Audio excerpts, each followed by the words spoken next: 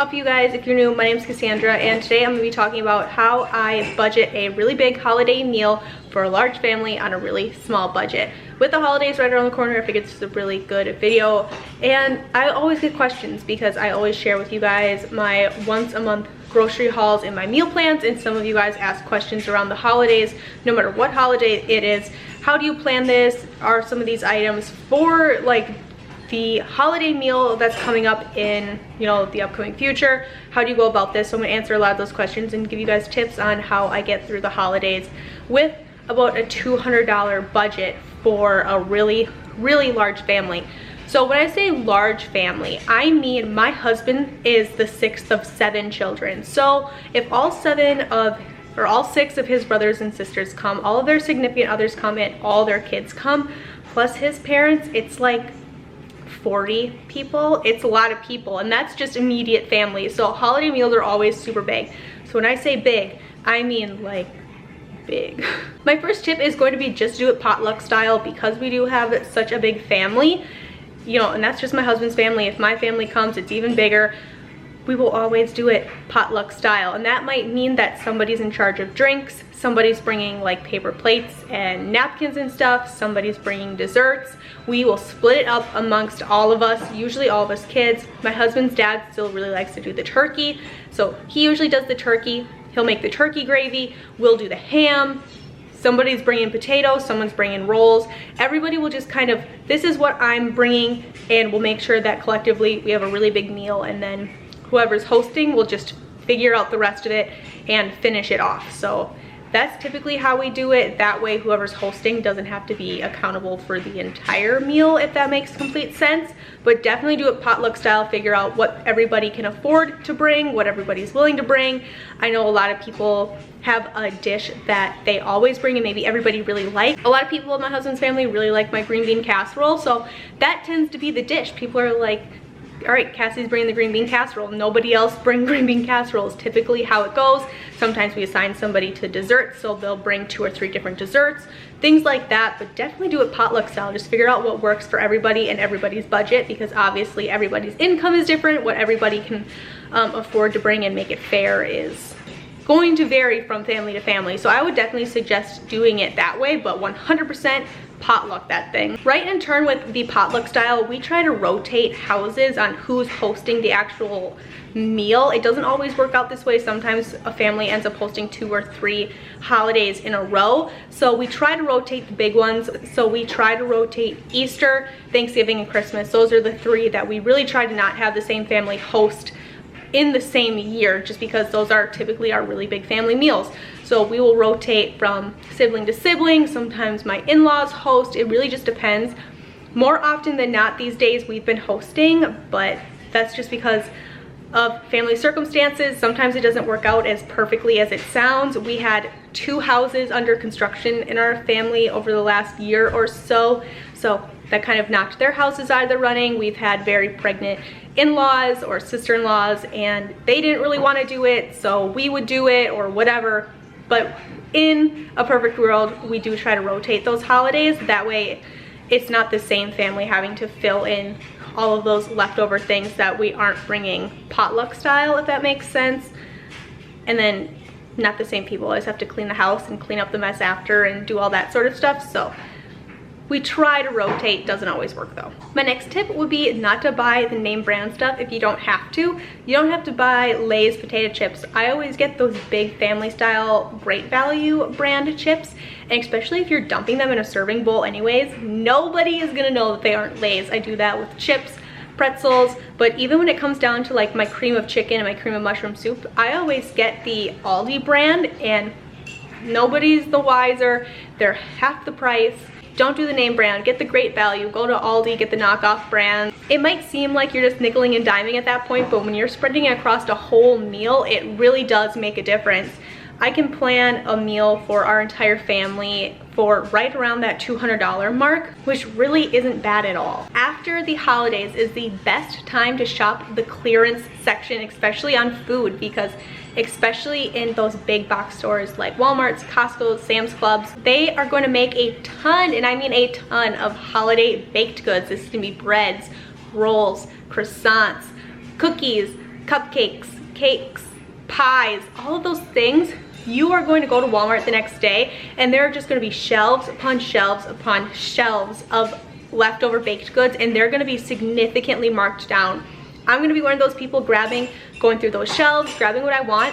I'm going to come home, put them in my deep freezers, and then when I want to, or if I need to, come Christmas time, I'm going to pull those clearance rolls out, and I'm already going to have rolls that I paid maybe 55 cents for instead of $1.50, and there you just saved a couple dollars, especially if you're buying 100 rolls, you know, that's $5. It adds up, especially when you're buying things in bulk like that. Like I said, if I have 40 people coming for dinner, or we're rounding up and saying 50, and I buy 100 rolls, that means everybody gets 2 rolls. How are you gonna ration those rolls? Especially, it never actually goes that smoothly, so I always tend to buy extra. So maybe I'm buying 3 or 4 packs of those clearance rolls, and right there I saved a pretty decent chunk of change. You're saving dollar bills, and that's what matters. Especially when it comes to those desserts. Maybe not on the breads and the buns and rolls and things like that. Maybe you're not saving as much, but when it comes to those pies, those cookies, those cakes, the cupcakes, even the donuts, go ahead, shop your shelves, put them in your freezer. That's where you're gonna save the big money, especially on those holiday things.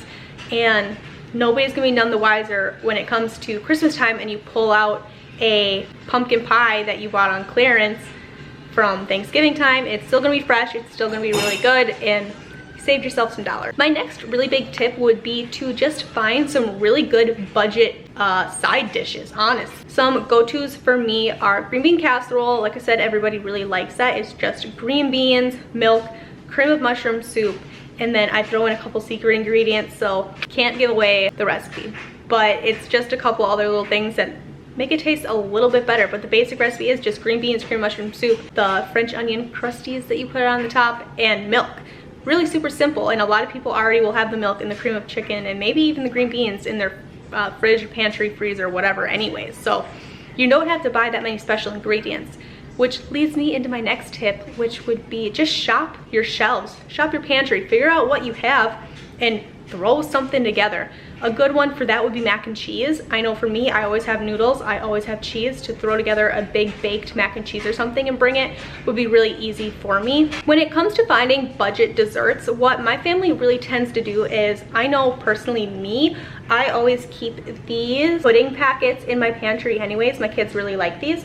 So Aldi sells them. These are the Baker's Corner brand, but I have chocolate here and vanilla.